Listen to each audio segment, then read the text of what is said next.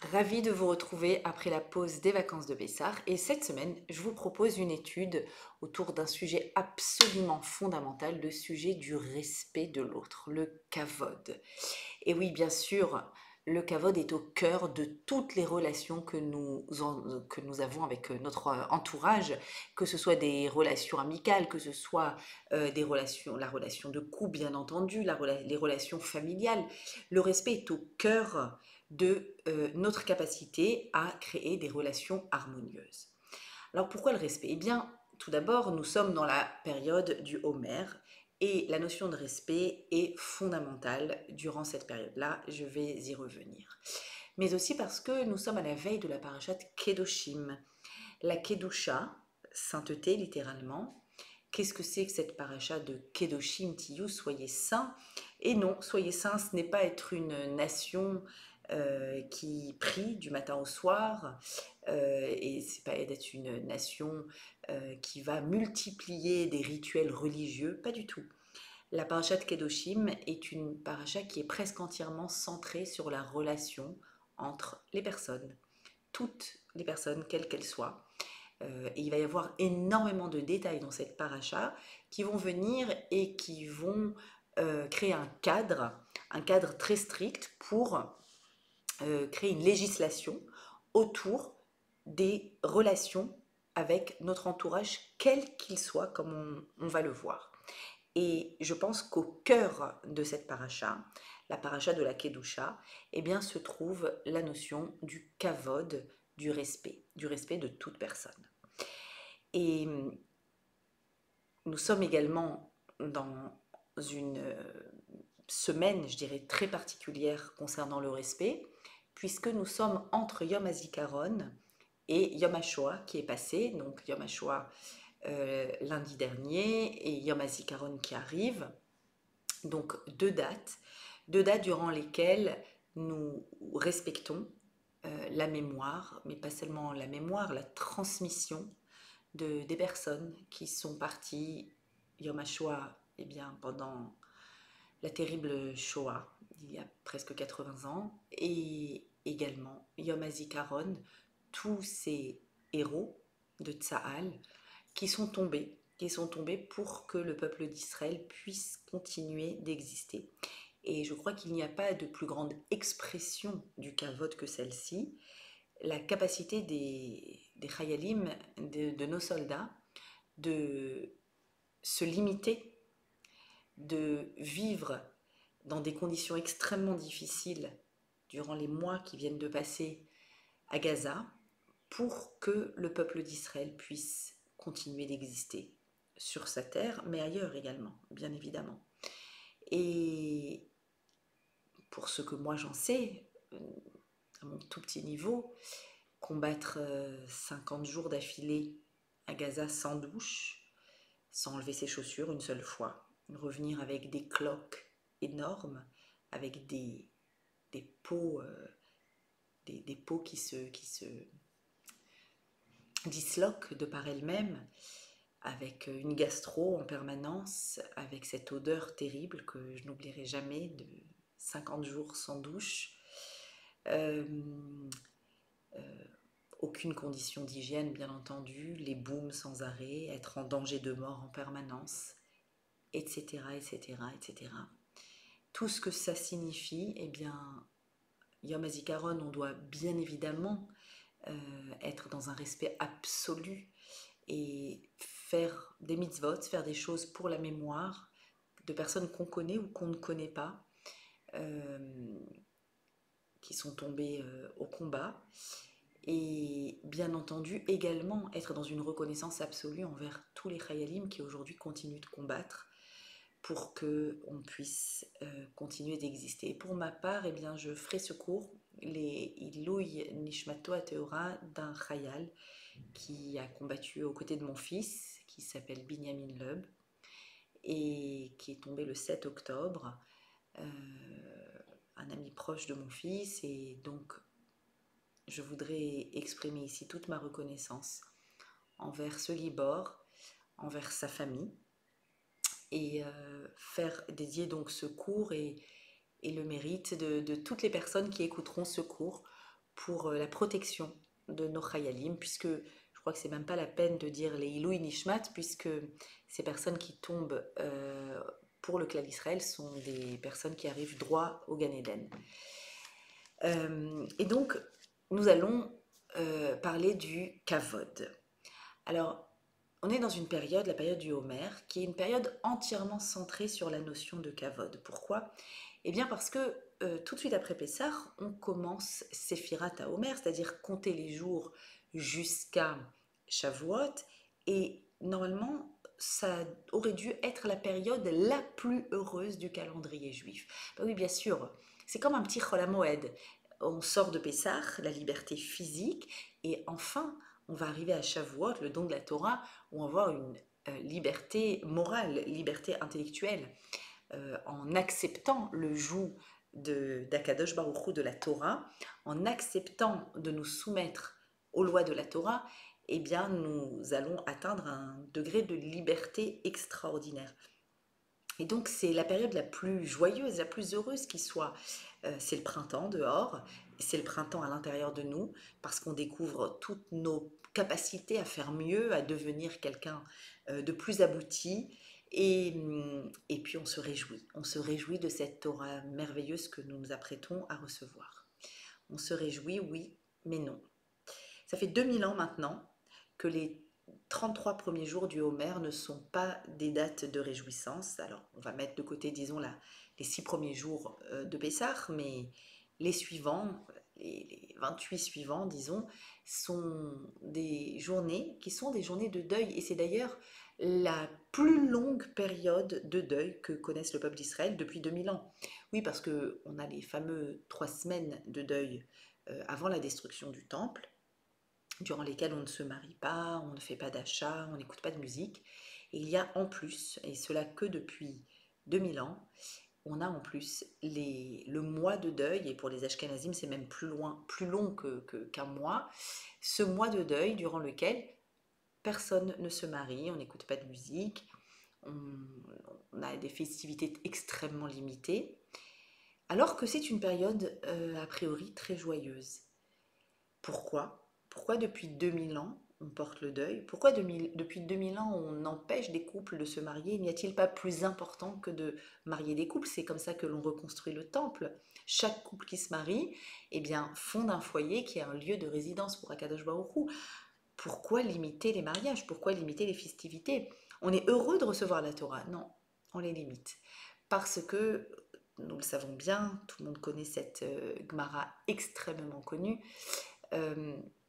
parce que durant cette période-là, jusqu'au 33e jour du Homer, jusqu'à l'Ag BaOmer, eh bien, il y a 24 000 élèves, oui, vous entendez bien, il y a 24 000 élèves de Rabbi Akiva qui sont morts d'une mort étrange, d'une mort inattendue, d'une épidémie, et 24 000 élèves, 12 000 pères, dit plus précisément le Talmud, comme pour spécifier qu'il s'agit ici d'une relation à l'autre. Et donc, nous avons pris l'habitude de marquer le deuil jusqu'au 33e jour du Homer, date à laquelle l'épidémie s'est arrêtée. Eh bien, nous limitons nos joies, nos festivités. La Gemara poursuit, explique pourquoi ces 24 000 élèves de Rabbi Akiva sont morts. Et la Gemara ne va pas s'étaler en détail, et on va même pouvoir dire qu'elle est extrêmement succincte. Elle nous laisse sur notre faim. Pourquoi une telle épidémie? Pourquoi une telle tragédie? 24 000 parmi les plus grands élèves Talmidei Chachamim du monde. Rabbi Akiva est à l'origine de toute la Torah orale. Rabbi Akiva, est-ce nécessaire de le rappeler, quand Moshe Rabbeinu se trouve en haut du Sinaï et que Dieu lui va lui montrer tout ce qui va se passer dans les siècles à venir, il va voir Rabbi Akiva et Moshe lui-même va dire: mais pourquoi est-ce que la Torah passe par moi? Pourquoi ne passe-t-elle pas par Rabbi Akiva qui est bien au-dessus de moi, dit Moshe. Donc nous sommes face à un monument de la Torah. Et malgré tout, ces élèves pratiquement la totalité de ses élèves, puisqu'il a écrit que l'épidémie, pas ça qu'elle s'est arrêtée, donc il restait quelques élèves, et puis après il a pu tout reconstruire avec 5 nouveaux élèves dans le sud, mais on peut dire que la tragédie, c'est la tragédie de pratiquement la totalité des Talmidei Chachamim de cette époque qui meurent. Pourquoi? Pourquoi? Al shelo nahagu kavod zelazé, parce qu'ils manquaient de respect les uns envers les autres. On a envie d'avoir un petit peu de détails. Ok, quoi? C'est quoi manquer de respect? Qu'est-ce qui peut mériter une mort aussi tragique, aussi absolue, de tellement de personnes d'un coup? Dites-moi, et qui fait que ça fait 2000 ans que nous portons le deuil, qu'on ne se marie pas durant cette période. Qu'ont-ils fait? Qu'ont-ils fait? Silence éloquent de la Gemara. À un autre endroit, on a un petit détail qui est donné, rien de consistant. Non, non, on ne sait pas. On ne sait pas. On va rester avec lo nahagu kavod. Il va falloir qu'on développe. Qu'est-ce que c'est que ce lo nahagu kavod qui a pour conséquence, apparemment, on a l'impression que c'est extrêmement disproportionné. L'erreur, la gravité de l'erreur et la gravité de la punition. Lo nahagu kavod, il y avait un manque de respect les uns envers les autres. C'est très étrange.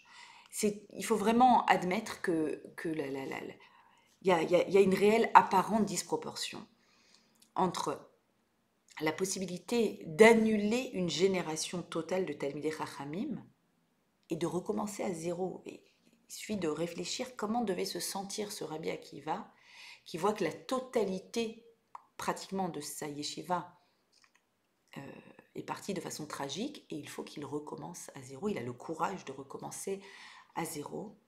Qu'est-ce qui se passe? Comment est-ce qu'on peut expliquer cette apparente disproportion? Mais surtout, peut-être une question encore plus importante, n'est-ce pas étrange que des Talmidei Chachamim, eux qui apprennent la Torah directement de ce Gadol Hador, du plus grand enseignant de Torah qu'il y ait eu au monde, n'est-ce pas étrange qu'ils manquent de respect? Quoi, ils n'ont pas appris ça? D'autant que je crois me souvenir que celui qui disait Ze klal gadol baTorah, c'est un grand principe de la Torah, c'était Rabbi Akiva qui disait Ve'ahavta l'ereacha kamocha, d'aimer l'autre comme soi-même, c'est le grand principe de la Torah. C'est pas une des mitzvot, c'est une mitzvah en fait transversale qui encadre la totalité de ce que la Torah a à nous enseigner dans les relations intersubjectives, d'aimer l'autre. Alors qu'est-ce qui se passe? Il n'a pas su enseigner ça, Rabbi Akiva. Rabbi Akiva n'a pas su enseigner dans sa propre yeshiva. Quoi, il n'y avait pas un immense panneau à l'entrée de la yeshiva de Rabbi Akiva, Ve'ahavta l'ereacha kamocha. Comment est-ce possible que l'enseignement qui est le klal, qui est transversal et qui inclut tous les autres, comment est-ce possible que cet enseignement-là précisément n'ait pas été intégré? Et c'est la raison pour laquelle aujourd'hui, nous avons l'obligation de réfléchir à cette notion de kavod, de respect. Pendant combien de jours? Eh bien, pendant 32 jours. C'est la valeur numérique du mot lev. Et ce qui va nous rester comme jour après, c'est tov. Et c'est ce qui va peut-être nous permettre d'arriver le jour de Shavuot à lev tov, au bon cœur dont parle la Mishnah dans Avot et qui nous dit le lev tov, le bon cœur, c'est l'amida, la plus importante qui inclut la totalité des autres traits de caractère qui sont cités, les traits de caractère importants à avoir, qui sont cités dans le traité de Avot. Donc on a l'habitude de lire pendant cette période tous les samedis. Alors que se passe-t-il? Que se passe-t-il avec les élèves de Rabbi Akiva? Eh bien, en fait, ce qu'il faut comprendre, il me semble ici, c'est que, bien sûr, bien sûr que Rabbi Akiva incarnait lui-même la notion de Ahava, d'amour. On raconte, il y a des Gemarot extraordinaires qui parlent des Midot extraordinaires de Rabbi Akiva. Sa propre épouse dit l'a choisie. On se rappelle l'histoire magnifique de Rachel, épouse de Rabbi Akiva, qui a perdu tout l'héritage de son père milliardaire qui l'a déshérité parce qu'elle choisissait ce apparemment bon à rien, qui avait 40 ans, analphabète, Akiva, c'était pas encore Rabbi Akiva, et qui a choisi une vie de misère à condition d'être l'épouse de Akiva. On connaît ses descriptions bucoliques de Rabbi Akiva qui retire la paille dans les cheveux de son épouse et qui reviendra après de nombreuses années d'études, qui reviendra avec ses milliers d'élèves et avec sa sagesse légendaire, comme on le sait. Rabbi Akiva, nous raconte les diverses Gemarot, est un homme qui multiplie l'amour, qui est réellement capable d'aimer. Et il incarne cet amour, Rabbi Akiva. Et bien évidemment qu'il a enseigné Ve'ahavta l'ereacha kamocha.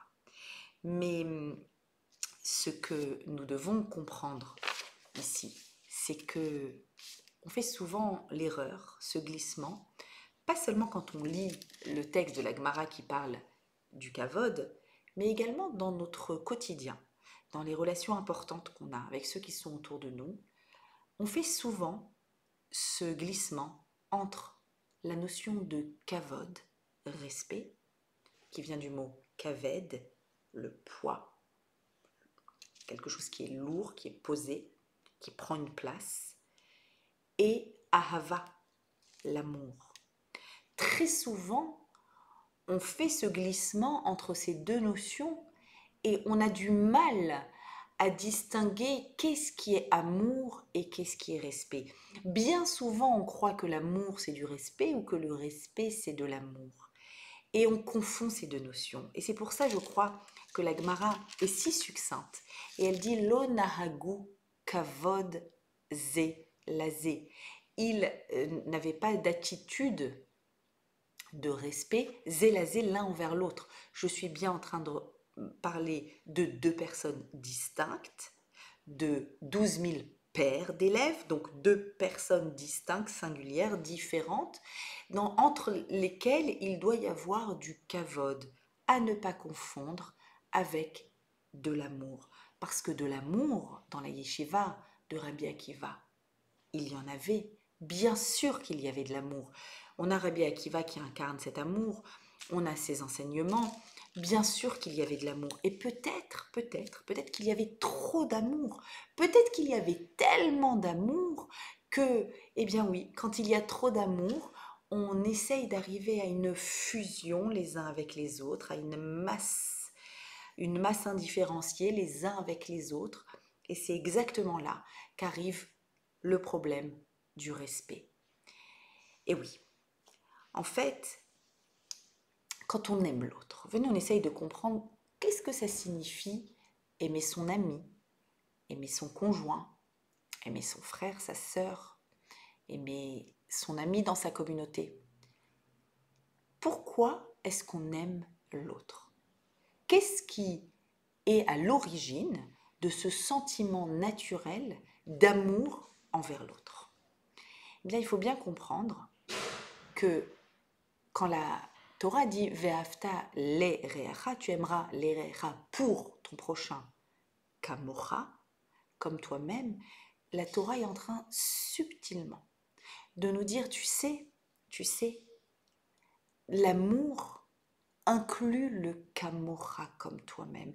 Et oui, parce que qu'est-ce qui fait que tu aimes l'autre? Ce qu'il a de commun à toi. En fait, soyons honnêtes, quand on aime l'autre, on aime la partie de soi qui se trouve dans l'autre, c'est-à-dire, en fait, j'aime mon mari parce que j'aime la sensation de bien-être qu'il me donne ou la valorisation qu'il me donne. Il me permet de m'aimer moi encore un peu plus. Quand j'aime tel ami, réfléchissez à vos meilleurs amis. Quels sont vos meilleurs amis? eh bien, chez vos meilleurs amis, il y a une partie commune et une partie différente. Et la partie commune est celle qui vous a fait les aimer au début. Oui, pourquoi j'ai été attirée par telle personne en premier? Eh bien, il y a du commun. Il y a du commun entre elle et moi.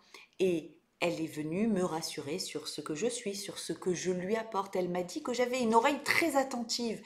Elle m'a dit que personne ne l'avait jamais comprise comme ça jusque-là. Eh bien, j'ai une vision de moi-même qui est embellie, qui est ennoblie, et l'autre m'a permis de m'aimer, moi, un peu plus. Et oui, c'est naturel de s'aimer, c'est un instinct de survie évident. Et donc, quand l'autre m'a permis de m'aimer davantage, eh bien, je l'aime. Je l'aime, alors bien sûr, chez l'autre, il n'y a pas que du commun à moi, il y a aussi du différent. Et quand j'accepte la différence, je le respecte. L'amour et le kavod sont les deux faces d'une pièce. Il ne peut pas y avoir d'amour sans respect, il ne peut pas y avoir de respect sans amour.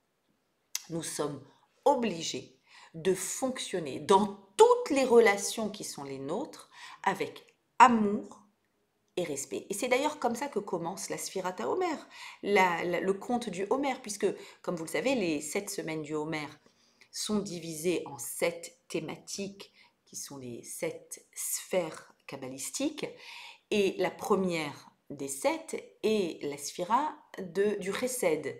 Le Chesed, c'est la diffusion. D'accord? Il y a un point de départ et il y a une diffusion vers l'extérieur. Le chesed se nourrit de l'amour. C'est l'amour qui pousse au chesed. D'accord? Je suis capable de donner, je suis capable de diffuser, de m'épancher. On appelle souvent ça l'épanchement.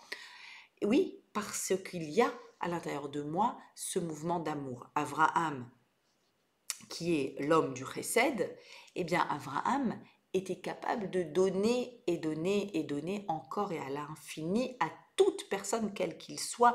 Il ne voulait pas renoncer à son fils Ishmaël. Il court le troisième jour de sa mila. Il va courir vers trois bédouins présents idolâtres et sa tente est ouverte de tous les côtés. Sa maison est ouverte aux 4 coins cardinaux, c'est-à-dire qu'il est vraiment réellement dans la diffusion, dans l'épanchement. C'est la première semaine du Homer. Si on n'est que dans l'épanchement et la diffusion, eh bien, on est incapable d'avoir une relation qui est une relation, je dirais, adulte avec l'autre. C'est une relation dans laquelle on dit oui à tout. C'est une relation dans laquelle on va accepter tous les caprices de nos enfants. Il est obligatoire pour pouvoir évoluer, qu'une relation évolue, qu'une personne évolue, il est obligatoire d'avoir également du respect. Ou dans le langage des semaines du Homer, de la Gevura. La Gevura, c'est la retenue. La retenue, c'est le respect. C'est ce que l'on fait plus exactement au nom du respect. On est capable de se replier, de se retenir, de ne pas s'étaler, de ne pas trop donner à l'autre, de ne pas trop diffuser, de ne pas avaler l'autre, de ne pas être en fusion avec l'autre. Pourquoi? Eh bien parce qu'on sait que l'autre existe dans sa singularité et qu'on doit respecter sa singularité. Et si je voulais absolument complètement m'épancher sur l'autre, diffuser et faire fusion avec l'autre, eh bien ce serait immédiatement nier la particularité de l'autre. Donc il est fondamental d'avoir ce mouvement de gvura, de retenue, c'est Yitzhak. Et bien sûr, la troisième semaine dans laquelle nous venons d'entrer, troisième semaine du Homer, est la semaine de la capacité à réguler entre ces deux extrêmes-là.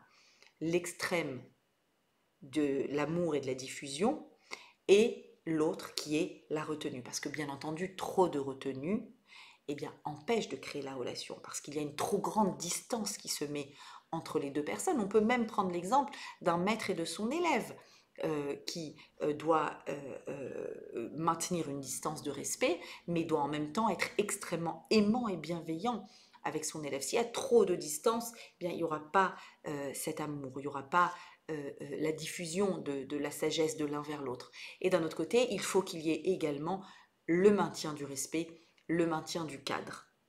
Et donc on arrive à la semaine de Tiferet, qui est la semaine de l'équilibre entre Ahava, entre l'amour, et Kavod, et le respect. Alors, pour bien comprendre, déjà, le Tanya explique comment c'est possible dans son fameux 32e chapitre, Gematria Lev, explique, mais finalement, comment c'est possible d'aimer toute personne? On me demande d'aimer toute personne. Comment c'est possible d'aimer toute personne? Eh bien, ce que j'aime dans toute personne, même un inconnu, c'est l'étincelle divine commune à l'autre et à moi. Il y a du commun entre toi et moi, toujours. Il y a toujours du commun entre toi et moi, c'est que je suis porteuse d'une étincelle divine unique et que tu es porteur d'une étincelle unique divine. Et en cela, déjà, je visualise le commun entre toi et moi. Mais attention, tu es aussi différent. Tu n'es pas exactement comme moi. Et donc, je me dois aussi de respecter cette différence. Et donc, on comprend bien que ce que j'aime finalement dans l'autre, c'est le commun, moi. C'est moi-même que j'aime en l'autre. J'adore mes enfants, oui, parce que mes enfants, c'est l'élargissement de ma personne. Ma famille, c'est l'élargissement de ma personne, ça peut être ma communauté, etc. Et comprenons bien que le kavod, c'est exactement l'inverse. C'est le rapetissement de ma personne, c'est le retrait, c'est la retenue, c'est tout ce que je ne vais pas faire, c'est toute la place que je ne vais pas prendre pour que l'autre existe. En général, dans le début d'une relation amoureuse, il y a beaucoup d'amour. Il n'y a pas forcément beaucoup de respect, pas encore beaucoup de respect. Il y a le commun entre moi et toi qui fait que je suis attirée vers ta personne.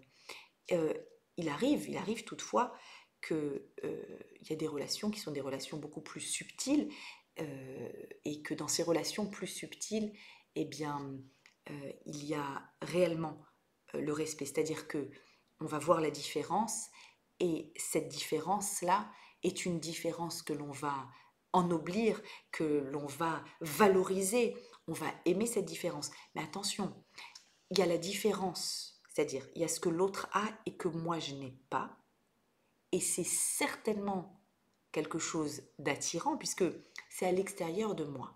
Mais le respect, réellement le respect, c'est quand quelqu'un d'autre prend une place qui implique que moi je cesse mon expansion. Et là c'est encore autre chose, c'est-à-dire c'est l'acceptation d'une diminution de soi. Je pense là à une histoire, un cas que un jeune homme m'a appelé très récemment, dans lequel c'est une histoire admirable et extraordinaire qui mérite peut-être que je m'y arrête un instant, où donc un jeune homme qui fréquente une jeune fille depuis quelque temps, qui veut avancer avec cette jeune fille, et voilà, ils se sont connus en Israël, tous les deux vivent en Israël, et ils se fréquentent, et à un moment, le jeune homme est bouleversé, et c'est en cela qu'il me demandait conseil, parce que il voulait dire à cette jeune fille que c'est inquiétant. Enfin, sa maman est décédée, lui, euh, de façon beaucoup trop tôt d'une maladie très grave, qui n'a pas une maladie neurodégénérative et qui n'a pas aucun moyen de thérapeutique. Il se peut qu'il soit porteur, il se peut qu'il ne soit pas porteur du gène, bref, mais ça concerne bien évidemment la jeune fille. Et il sentait qu'il fallait absolument qu'il en parle. Alors attention, la jeune fille savait, c'est une jeune fille qui a fait des études scientifiques, elle savait de quoi était décédée la maman. Et il est bouleversé, il veut en parler, il lui en parle, et elle le regarde tendrement. Il m'a rapporté après comment les choses se sont passées, puisque bien sûr je lui ai dit qu'il fallait en parler. Et, et la jeune fille lui a dit, mais le premier jour, quand tu m'as dit de quoi ta maman était décédée, j'ai bien compris. J'ai bien compris, je suis scientifique, je sais bien de quoi il s'agit. Et je t'aime entièrement, tout ce qu'il y a en toi.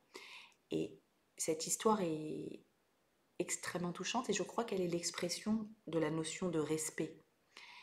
Le respect de l'autre, alors là je suis dans une histoire qui est, comment dirais-je, c'est une histoire extrême et très touchante, bien sûr, mais elle est l'expression du fait que dans l'amour, pour que l'amour puisse réellement exister, eh bien, il faut à un moment pouvoir renoncer à quelque chose.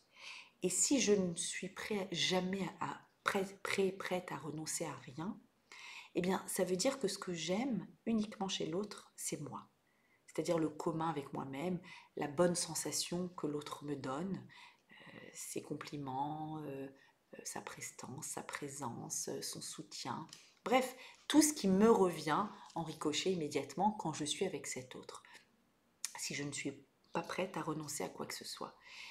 Il doit y avoir dans la relation doit être alimentée par le commun, mais bien sûr qu'il faut du commun, bien sûr qu'il faut de l'amour, mais que faut-il? Du kavod. Alors dans la yeshiva de Rabbi Akiva, il y avait de l'amour, il y avait peut-être tellement d'amour, et c'est là que c'est dangereux. Quand il y a trop d'amour, on veut avaler l'autre, on veut qu'il nous ressemble complètement, on veut faire un avec l'autre, n'est pas capable de se différencier. Il y a certaines familles en thérapie, on va parler de familles dont la masse moïque familiale est indifférenciée, c'est-à-dire que c'est des familles où on n'accepte pas bien que l'enfant se différencie, on n'accepte pas bien sa singularité, on va toujours parler du nous familial, on va faire masse, on va devoir toujours partir en vacances ensemble, être toujours les uns avec les autres, les uns chez les autres, on prend des décisions ensemble, les portes des chambres sont ouvertes tout le temps, il y a un passage, il n'y a pas ce respect de toquer avant d'entrer dans la chambre d'un enfant, du respect de ses affaires, etc. Il y a un nous familial indifférencié. Ça, c'est un problème de respect. C'est quand on s'aime trop, eh bien, il y a un danger au niveau du respect parce qu'on a trop envie de faire unité avec l'autre. Alors peut-être que dans la yeshiva de Rabbi Akiva, on s'aimait tellement que c'était insupportable que l'autre ait un avis différent. Bien oui, il faut tout de suite que je le convainc, surtout en Torah. Il ne pense pas bien en Torah, il faut que je le convainc que c'est mon avis, que je suis tellement convaincue que j'ai raison dans mon système de pensée et dans ma façon d'élaborer une réflexion. Ma réflexion, elle est tellement assise, je suis tellement convaincue de ma réflexion qu'il faut impérativement que je convainc l'autre d'adhérer à ma façon de penser. J'ai besoin qu'on soit tous les mêmes. J'ai besoin d'uniformité. Non. L'unité est bonne seulement quand il n'y a pas d'uniformité. S'il y a uniformité, ça ne s'appelle pas une unité, ça s'appelle une masse indifférenciée. Et donc, dans la yeshiva de Rabbi Akiva, eh bien, on voulait absolument que l'autre adhère à notre système de pensée, qu'il adhère à notre façon de vivre la Torah, parce que, par amour, bien sûr par amour, parce qu'on est convaincu de détenir la vérité absolue. Et je crois que on peut oser le dire, que une des difficultés peut-être importantes dans le milieu orthodoxe, dans le milieu pratiquant orthodoxe, c'est cette volonté-là de créer cette masse indifférenciée. C'est cette volonté d'avoir une chita unique, une seule façon de faire, cette volonté de ne pas accepter une façon de servir à Kadosh Baruch Hu, qui est une autre façon tout à fait légitime, mais qui est différente. Et cette volonté de vouloir à tout prix uniformiser la pensée. Uniformiser la pensée, c'est réduire la pensée. C'est la réduire. Et il n'est pas juste de penser qu'il y a une seule façon de servir à Kadosh Baruch Hu, que tout le monde doit par exemple servir à Kadosh Baruch Hu en étudiant à temps plein, même si c'est la plus belle et la plus extraordinaire des choses qui soient, mais tout le monde n'est pas fait pour ça. Et d'ailleurs, c'est ce que comprend Rabbi Shimon Bar Yochai quand il va sortir de sa grotte au bout de ses 13 ans, d'études avec son fils Rabbi Elazar, eh bien au début, il voit un agriculteur et il comprend pas, il dit le texte, il va le brûler de son regard. C'est pas possible. Il y a une Torah et toi, tu es juste en train d'être un agriculteur et Rav Ashkenazi explique ça de façon extraordinaire. Cette difficulté à accepter que son talent à lui, c'est peut-être le talent de travailler la terre d'Eretz Israël. Et il y a d'autres personnes qui ont le talent d'étudier la Torah. Et donc, il va devoir encore retourner dans sa grotte, étudier un an de plus, jusqu'à ce qu'il soit capable de comprendre que, effectivement, il faut toutes sortes de juifs. Et il n'y a pas une seule yeshiva, il n'y a pas un mode de pensée, il y a de multiples façons de servir à Kadosh Baruch Hu, et cette différence-là, c'est l'expression du kavod. C'est cette différence-là, c'est la capacité de voir chez l'autre quelque chose qui ne se trouve pas chez soi et de ne pas vouloir l'avaler et d'être capable d'être dans un rapport de retenue, de ne pas tout faire pour essayer de convaincre son conjoint que ma façon de penser c'est la bonne. On doit éduquer les enfants comme j'ai pensé, on doit les mettre dans telle structure scolaire ou bien la façon de vivre nos relations sociales, c'est moi qui ai raison, c'est comme je pense. Non, non, ça ne veut pas dire qu'on a tort.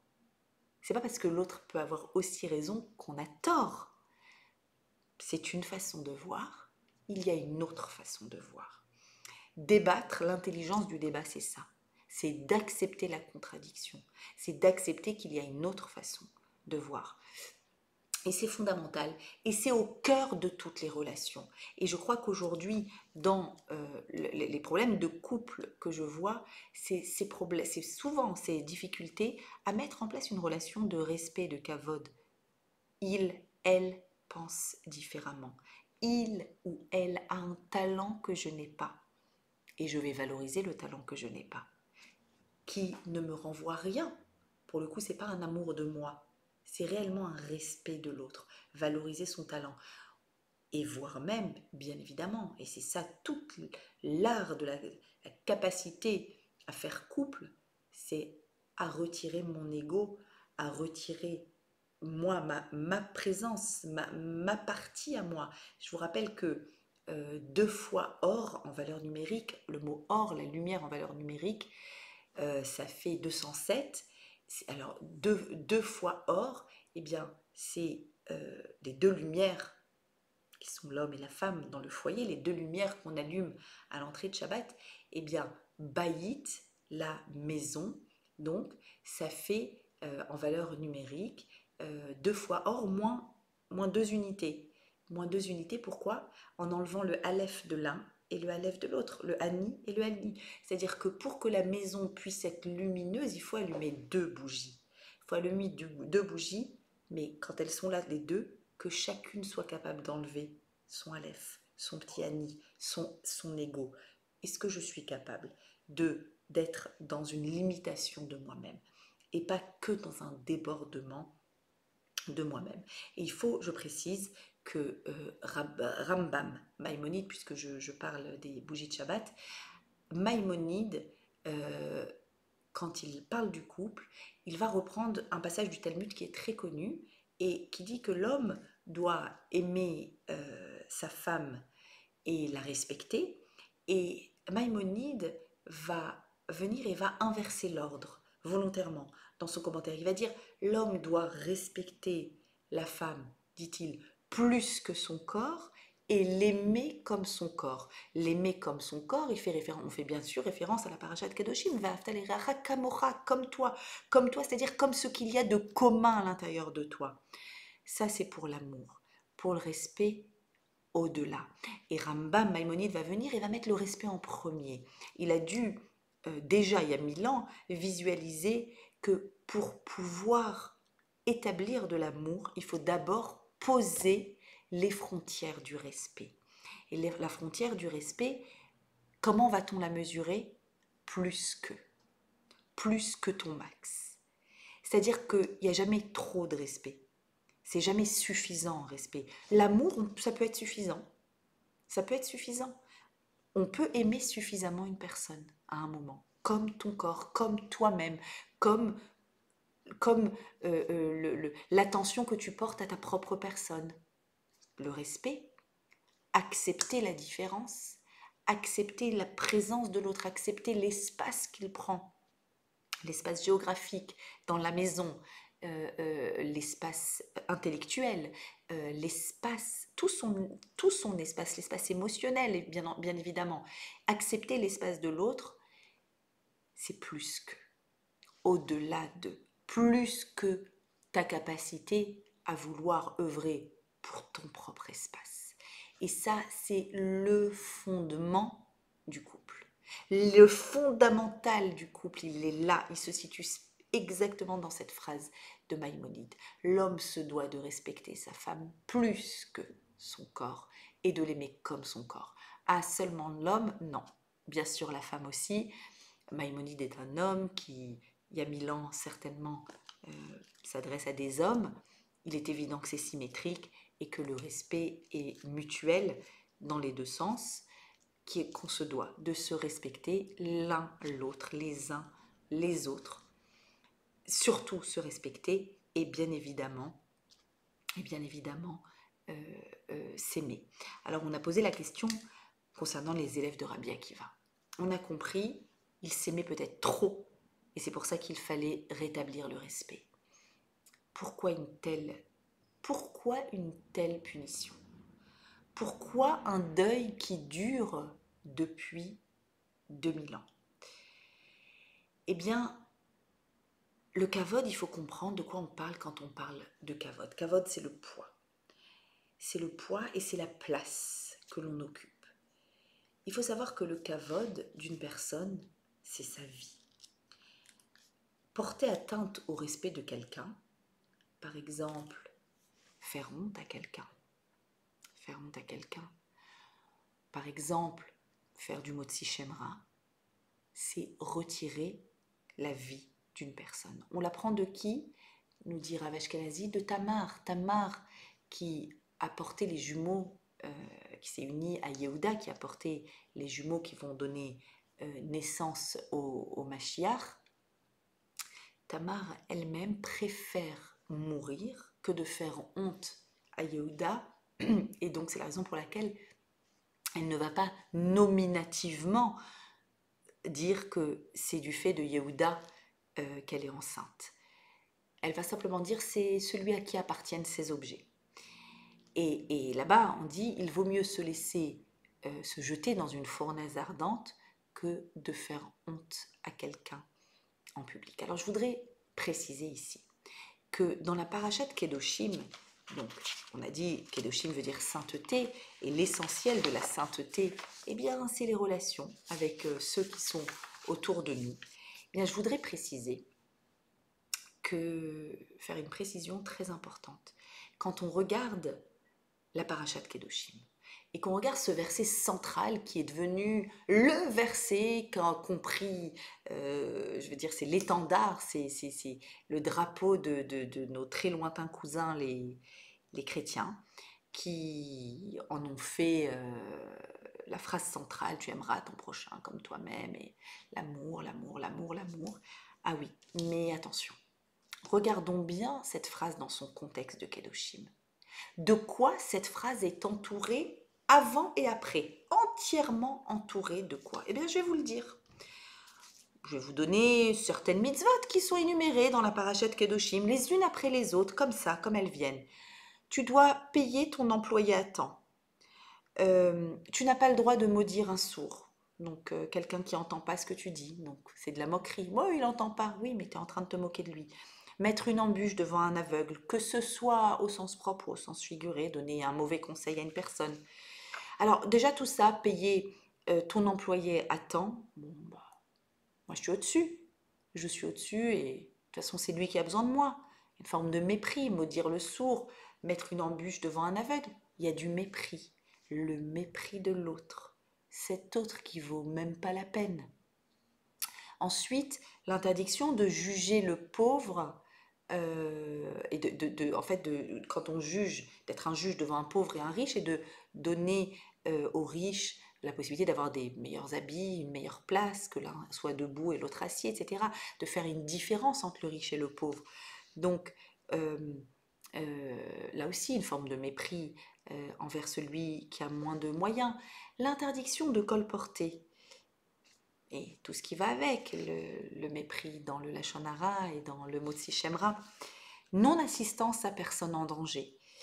Euh, Apparemment, si cette personne est en danger, qu'on aurait pu la sauver, qu'on ne la sauve pas, comment vous dire? Il s'agit apparemment de quelqu'un que j'aime pas trop. D'ailleurs, vraiment, je l'aime pas. C'est pour ça que la mitzvah d'après, c'est lotisna et achicha bilvabecha. Tu n'as pas le droit de haïr l'autre dans ton cœur. Ouais, il s'agit de quelqu'un que j'aime pas trop. Ce pauvre-là qui vient au jugement, qui a l'air de rien. Ce type-là sur lequel j'ai envie de raconter à quel point il se comporte mal. Cette personne, ce monsieur, cette femme. J'ai envie de raconter, j'ai envie de dire à tout le monde nominativement à quel point cette personne se comporte pas bien ou à quel point cette personne n'est pas quelqu'un de suffisamment religieux pour moi ou n'est pas quelqu'un qui enseigne comme il se doit pour moi. Bref, c'est quelqu'un que je n'aime pas. C'est quelqu'un que je n'aime pas. Et juste après va arriver Ve'ahavta l'ereacha kamora. Ah oui, ah oui, il y a la mitzvah d'aimer l'autre. Mais avant ça, il y a tout ce qui est lié au respect de l'autre. Le payer à temps. Ne pas maudire un sourd. Juger de la même façon l'un et l'autre. Ne pas dire du mal les uns des autres. Le respect de l'autre. Et une fois que la Torah est venue et a posé les fondamentaux du respect, elle nous glisse avec subtilité Ve'ahavta. Et tout de suite après, d'ailleurs, elle revient, elle me dit, le respect avant l'amour.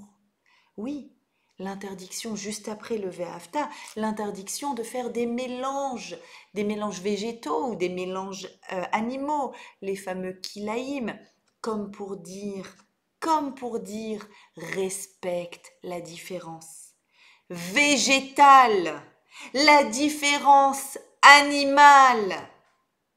Évidemment, la différence entre toi et ceux qui sont autour de toi. Lève-toi devant une personne âgée, etc., etc. Vous verrez toutes les mitzvot dans Kedoshim. C'est des mitzvot liés au respect de l'autre. Respecte l'autre. Et noyé au milieu de toutes les mitzvot du respect, on vient et on me glisse subtilement Ve'ahavta. Oui, travaille Ve'ahavta. Mais en amont, le kavod, le respect de l'autre, ne pas faire fusion avec l'autre, accepter cette différence. Et c'est certainement aussi pour ça, je pense, que le traité de Havot qu'on lit dans cette période, c'est un traité qui commence avec les enseignements de Anshe Knesset Agdola. Ces personnes qui étaient là pour faire renaître le judaïsme après la destruction massive, après la destruction du premier temple et la destruction du judaïsme, avec un si faible retour en Eretz Israël. Anshe Knesset Agdola sont là pour faire rejaillir le judaïsme, pour le faire revivre, un peu comme après la Shoah, un peu comme aujourd'hui aussi après le 7 octobre, les Havdil bien sûr, mais quand on est face à cette destruction de nos ennemis, eh bien, se dire, ok, qu'est-ce qu'on peut faire pour faire renaître la Torah? Kiyum Torah. Eh bien, ils vont commencer en disant, et vous, Metunim Badin, soyez circonscrits dans vos jugements. Faites attention quand vous vous jugez les uns les autres. C'est-à-dire, c'est tout de suite une loi par rapport au respect de l'autre. Et on a tout de suite placé les jalons de tout ce que va être la Mishnah de Havot, où on va sans arrêt nous donner énormément de fondements sur les midotes. Les midotes, avant de recevoir la Torah, d'abord les midotes. Et la première de toutes, c'est laquelle? C'est le respect. Alors les devoirs que je vous donne maintenant, jusqu'à Shavuot, et bien sûr à continuer après. Quelle place vous pouvez accorder à des personnes qui sont autour de vous, à des personnes que vous voudriez convaincre d'être comme vous, convaincre d'être en fusion avec vous, mais qui ne pensent pas comme vous, qui sont différents. Et souvent, bah oui, Akadash Baruch Hu fait des couples comme ça, qu'on est tellement différents dans le couple, justement. Pas juste accepter la différence en, en faisant la tête, non, valoriser la différence. Valoriser et apprendre de la différence. Ça, c'est le top, ça, c'est le summum, c'est quand on apprend de la différence. Je vous souhaite une merveilleuse période de Homer, que cette période de Homer nous permette réellement de comprendre l'importance du respect. Et quand il y aura beaucoup de respect, alors il y aura sûrement de l'amour.